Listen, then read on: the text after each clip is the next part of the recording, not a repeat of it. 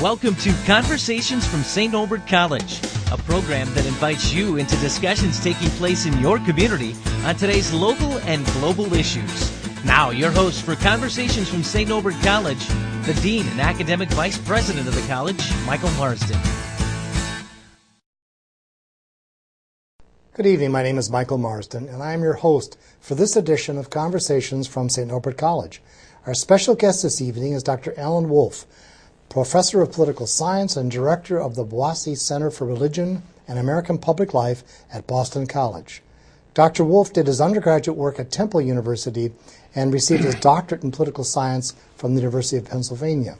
He is the author or editor of more than 14 books and chairs a task force sponsored by the American Political Science Association on religion and democracy in the United States.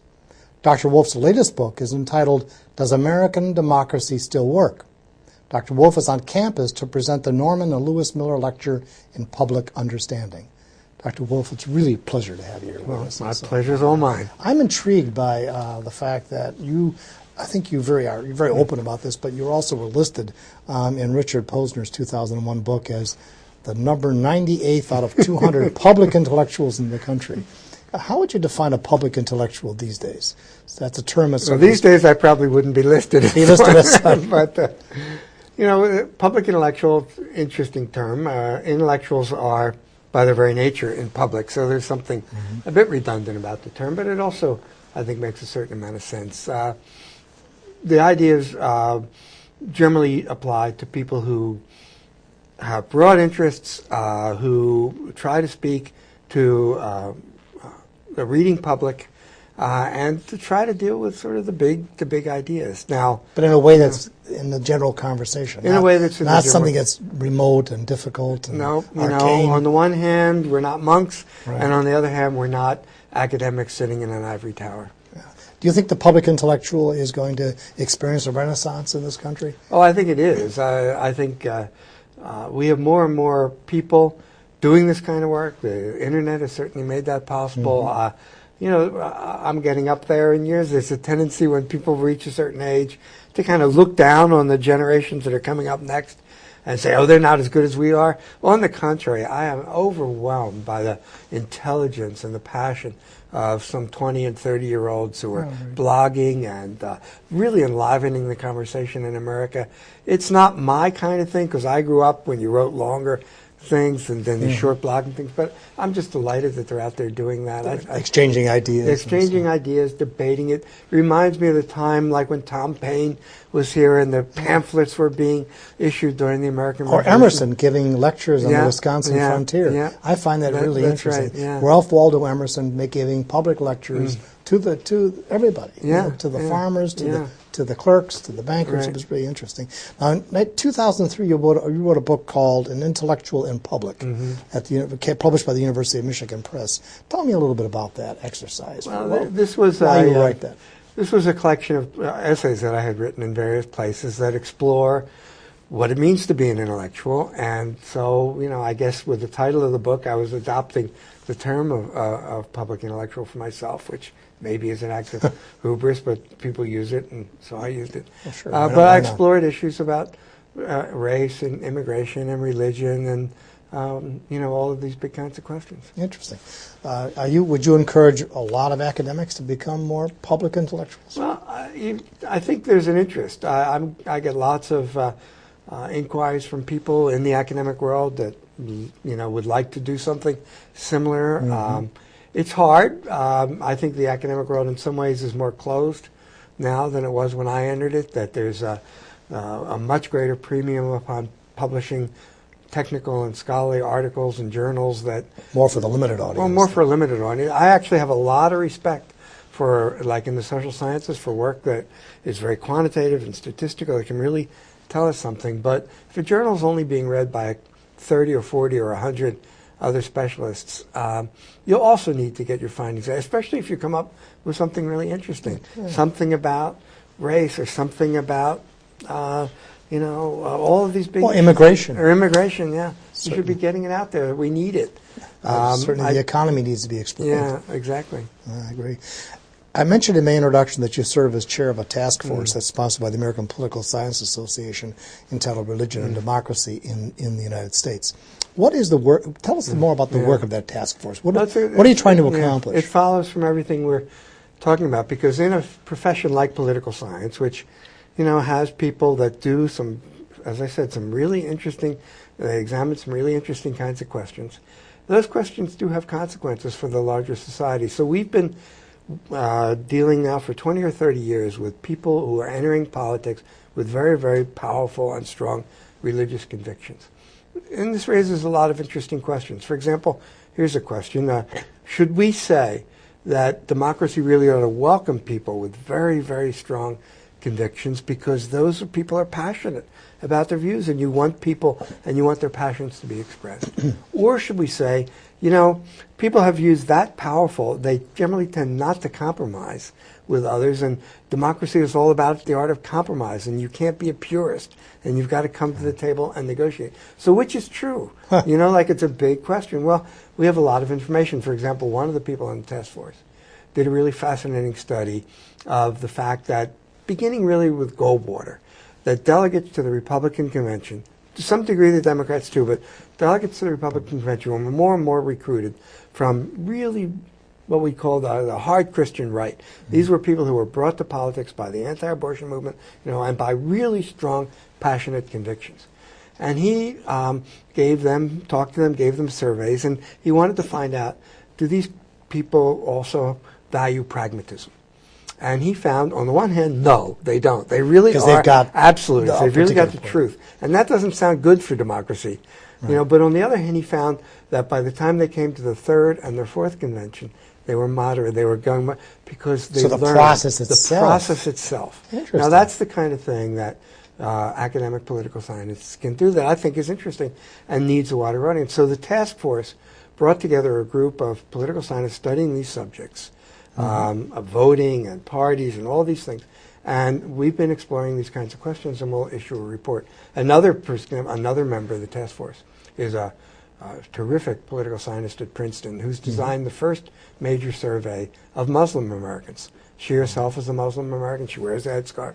But we just don't have this information. So what do they believe? What do they like? Values? What are their values? And she's discovered that, like she'll say, for example, that I happen to know this, I remember, 47% of Muslim Americans say that they're Muslim before they're American. And you say, wow, that's not great. 46% of Christians say exactly the same thing. Precisely. So that's the kind of information that we need. That's curious. Very good. Now, do you believe that religion, as religion and morality come more to the forefront in the political arena, that this is good or bad for democracy? Is that a threat to democracy, or is that, again, or do you feel it's just going to be eventually moderated in some way? Well, I think that if people do have strong beliefs, democracy is better served by bringing them in than by keeping them out. Okay. So that should be the kind of general rule. Now, all voices should be heard. All voices should be heard. Now, sometimes, there are people who hate other people. And those are hard lines to draw. I personally think that we shouldn't regulate hate speech. Even people who have really ugly things to say, we should allow them to say it. But of course, there will always be a line. I mean, there are people who take their views so seriously that they engage in violence. And Germany saw that in the 1920s. We can't have that. You can't have that. Indeed. Now, do you actually believe that church and state were ever really separate in this country? Or is it more of an ideal than a reality? No, I something actually think it's a reality. You think it is? I think it's a reality, and I think it's America's great contribution to the world, that no other society ever before us had done this, that in European societies, church and state worked together in very insidious ways to punish heresy and suppress dissent and enforce an orthodoxy that really wasn't good for people's liberty and also wasn't good for religion itself. And that the separation of church and state encourages both believers to become better at their believing, because human freedom is a wonderful thing, and it's good for religious people, it's good for non-religious people. I think it's a great innovation. Now, lines are fuzzy and so on. That's my point, I guess, is that at times it doesn't seem like they're separate. At times, but I put it this way. I say that, religion is a very powerful force. So if you separate it from politics or the state, it'll go somewhere else. And generally it goes into culture. So compared to Europe, we have a much more secular state and a much more religious culture. And Europeans often don't understand this because they look at America and they say, oh, you guys in America, you've got Jerry Falwell. And I say, yeah, but Jerry Falwell's on television. He's in the culture. He's not exercising political authority as a senator or as a representative. Good point. Yeah, that's a very good point. You also serve, according to your biography, as a member of the advisory board of the Future of American Democracy Foundation, which is a mouthful, but dedicated, and I'm just quoting now, to renewing and sustaining the historic vision of American democracy. What exactly is that historic vision that you're trying to sustain? Many people, including this group, will approach this in different ways. But for me, the idea of democracy is really embodied in the Constitution and the values the Constitution establishes. So, for example, in the last 8 years, we've heard theories about executive power that threaten that concept. That I think that threaten that. And one can be nonpartisan and still feel that there's a danger here. And I sometimes say, in fact, I said in one of my books, that we've had this wonderful thing called an environmental protection movement. I think we also need a democracy protection movement. We need to recognize that to be good democratic citizens, people need knowledge and information. They don't have enough. We need both the passions that this kind of polarized politics produces, but also some mutual recognition between groups. I think our democracy has been suffering, and it needs to be revitalized. Can you give a couple of examples of where democracy really is threatened? I mean, you mentioned executive privilege. You talked about that a few minutes ago. But can you give a couple other examples of where you think democracy's very tenets are being not only maybe threatened but compromised? Yes, I think I can. I mean, this comes up during every election. But there are. I think democracy should have a kind of default position, and the default position is that we ought to do everything we can to protect the right to vote. Now, there will be issues of fraud and so on, but I think there are groups in the United States who put the burden of proof and assume that people are going to be fraudulent and then make it very, very difficult to vote. Now, the state of Indiana passed a law requiring driver's licenses to vote. I think that's a danger to democracy. I think that we should just assume. I mean, there was a story that came out in the Indiana primary where 6 nuns from a convent came to vote, and they didn't have driver's licenses. They were nuns in full habit, and they're denied the right to vote. This, to me, we ought to be bending over backwards. And we have immigrants in this country, and they want to become legal citizens. We should be doing the same thing there. Oh, very good. Thank you. Those are great examples. I want to remind our viewers that you're watching Conversations from St. Norbert College. Our special guest this evening is Dr. Alan Wolfe, professor of political science at Boston College and a well-known author and lecturer. The topic this evening is religion and democracy. You've received many opportunities over the years to help shape public opinion, but I doubt that any of them would equal your opportunity to serve as the advisor to President Clinton on his 1995 State of the Union address.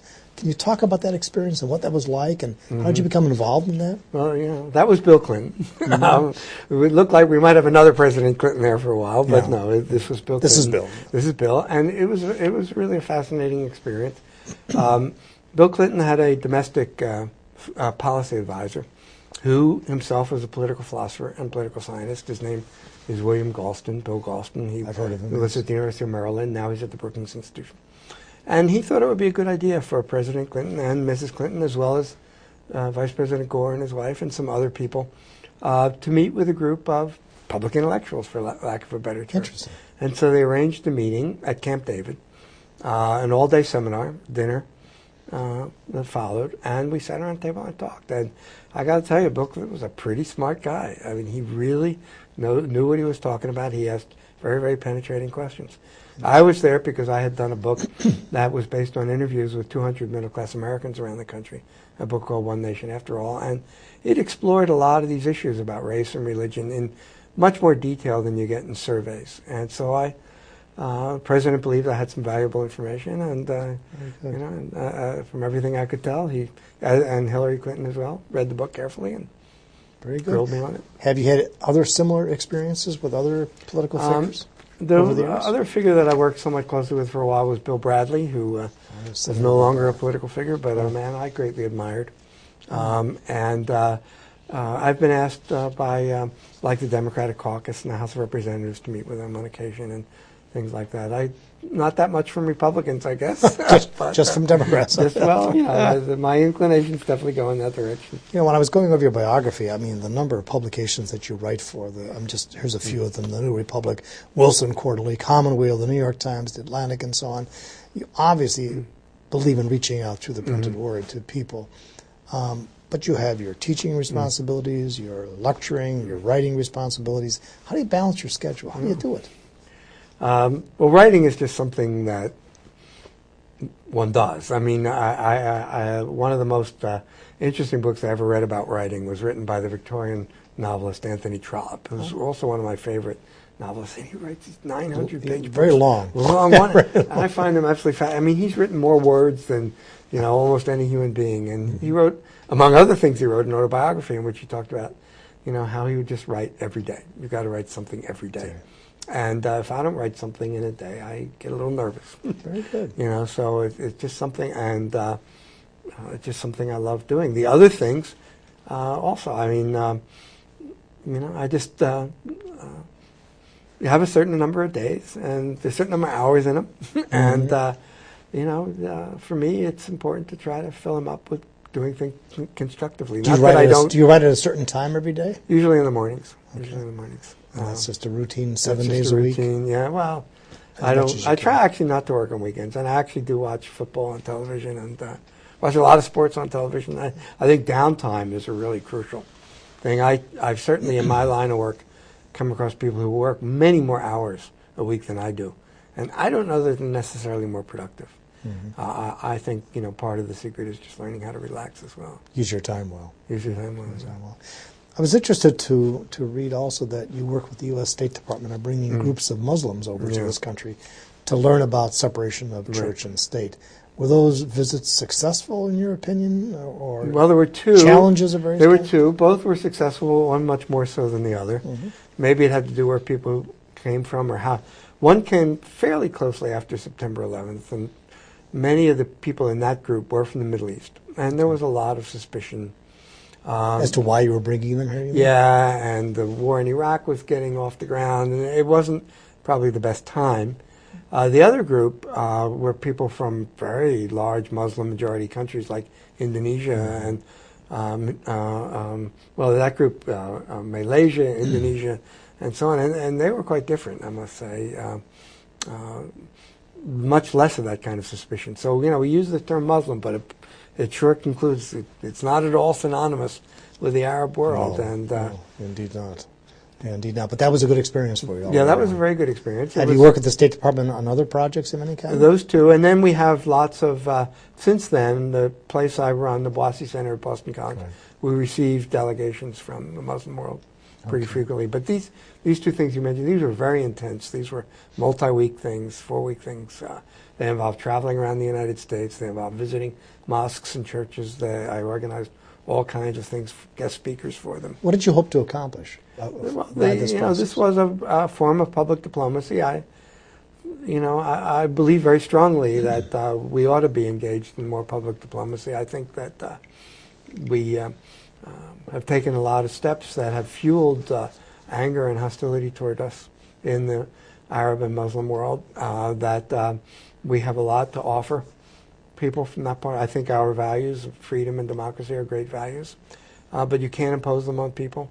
Yeah. And I think it takes patience and understanding. And so the particular subject of this seminar, separation of church and state, now, a lot of my participants didn't come from countries that do that, although one of them, Turkey, does it even more strongly than we do. They're much more secular and separationist than we are. And, the issue is a fair one. Are we trying to impose our way of life on them? But this was a discussion. This was a seminar. And I tried to point out what some of the advantages of separation of church and state are. I think it's somewhat unusual for people to hear. I mean, people think that separation of church and state is some secular idea imposed upon religious people. And I always argue, no, it's a great thing for religion as well. And that's something they hadn't heard before. And creates even more freedom in a way. Yeah. That's a good point. One of your earlier books was titled The Limits of Legitimacy, Political Contradictions of Contemporary Capitalism. Now, capitalism, of course, is never a perfect system, but have recent events in the marketplace given you pause to go back and rethink some of them? Well, I put it this way. I mean, I'm struck by this, we're talking here at a week right after the Dow plunged in 20% or whatever, and we're talking about bailouts and so on. And some people are saying, well, for years now, the big issues have been the moral issues like abortion and gay marriage, but now we're not going to do the moral issues, we're going to do the economic issues. And I say, but the economic issues are moral issues. Oh, of course they are. We're talking here about some very basic values, and I look at this bailout and I say, well, where's the Catholic idea of social justice in this? Where's the notion of restraint and responsibility associated with the Puritan tradition? Where is the idea of charity and all of this? And I think we need to keep those things in mind. And I think you've raised an excellent example of where the public intellectual could come into play, because there's been very little discussion. There's been a lot of fear, a lot of anxiety, a lot of all sorts of finger-pointing, but nobody is sitting down and talking through the issues, are there? It's just, well, there are, but they don't get as much attention. In the press, ultimately. In the fall of 2004, you had the chance to serve as the George H.W. Bush Fellow at the American Academy in Berlin. What was that experience like? Well, this was the American Academy is a organization that was set up by named Richard Holbrooke, who was a very important figure in the Clinton administration and might even be a future Secretary of State. If there comes to be an Obama administration. And he had been the ambassador in Berlin, and an old, very, very prominent Jewish family that had been kicked out of Berlin during the Nazi period and come to New York had left behind just a magnificent villa on Wannsee, the lake in the outskirts of Berlin, right around from where the Wannsee Conference planned the final solution. And this fell into the hands of the United States, and Holbrooke then turned it over to an incredibly energetic guy named Gary Smith, who really created something unusual for Europe, an organization essentially run by contributions, not by government, but by contributions. And it's a little place in one of the most beautiful parts of Berlin where scholars and writers and artists, filmmakers, can come for a semester and just do their work with a great chef, with a room overlooking this gorgeous lake. It was a very, very special experience. And I was there with a writer from the New Yorker and a filmmaker and so on. And it was right during the Bush-Kerry election of 2004. And so I spent a lot of time speaking to audiences in English, I don't speak German, about the election and about American politics. Interesting. It's been a wonderful time for you. It was a wonderful time. Now, what's next on your agenda for yourself? Well, I have a book coming out in February called The Future of Liberalism, which is going to be published by Alfred Knopf, New York publisher, and I'm very excited about that. And, its publication date is a week after the inauguration, and if Barack Obama is elected, he's going to have to think a lot about what he's going to do. Oh, yes. And I would hope that maybe, maybe he might read my book, or maybe at least get some of the ideas about the book. That might be very good.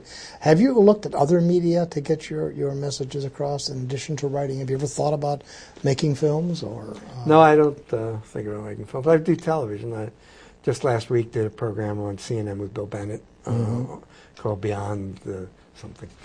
Beyond the Politics. I'm sorry I missed that. Oh, yeah, we had a whole hour. 4 public intellectuals, 2 conservative and 2 liberal. And it was fascinating. Do you get together with other public intellectuals, though, on a social level, and just to talk about your role? Yeah, we don't have any kind of organization, but sure. It's a small world. We all kind of know each other. Who might be some of the ones that you'd admire most right now out there in that field? Well, there's one person that I would think of immediately who sort of became a little bit controversial during the Obama campaign, but her name is Samantha Power, and she's written a marvelous book about our failure to respond to genocide abroad, and she, to me, is a compelling moral voice who has really called us to our conscience in an extremely important way. Any others that come to mind? There's a fellow who's actually almost became Prime Minister of Canada, named Michael Ignatieff, who's lived in the United States and in England and in his native Canada, and again brings a level of intelligence. Have you ever had any contact with the Carter Center? It just seems like logical that some of your work would connect. Not that much. Because they're really involved in a lot of the kind of global issues that you're concerned about. No, not really. Have not come. There are also public intellectuals, by the way, that I disagree with strongly, but love the fact that they're out there speaking. Someone like Christopher Hitchens, who I'd probably never. Well, maybe I've agreed with him once or twice, but boy, I just think it's terrific that he writes so brilliantly, that he has brought so much. Now that I've mentioned it, the three people I've named, Ignatieff, Power, and Hitchens, none of them are American-born, so I should probably include some Americans. Would you put someone like Studs Terkel in that category? Well, he certainly reached out to the public by all means. By radio and print. Yeah, by radio. I always found his writings a little bit sentimental for my tastes, and there's a kind of romanticism. He I think, looks back a little too much, but definitely. He's Anybody else coming up that you'd like to just mention as really being a significant voice coming up? Young? Well, among the younger people, as I said, blogging really seems to attract a lot of them, and the Atlantic Monthly seems to have monopolized younger talent. There's a fellow named Matt Iglesias, whose blog I think is very, very interesting, who blogs for them. There's also a fellow named Rick Perlstein, who recently wrote a book called Nixonland, which I think is a spectacular achievement. These are younger. Another named Ezra Klein. These are some of the younger people that I've been reading. Well, it's a fascinating world, and I'm certainly pleased, as I'm sure many other people are, that you are doing the work you're doing. It's really gratifying. It's gratifying to all of us, I think. So we appreciate that. So I'd like to thank our special guest, Dr. Alan Wolfe, for sharing his expertise with us this evening. So please join us for future programs as we continue our exploration of the world of ideas. Until then, I'm Michael Marsden for Conversations from St. Norbert College.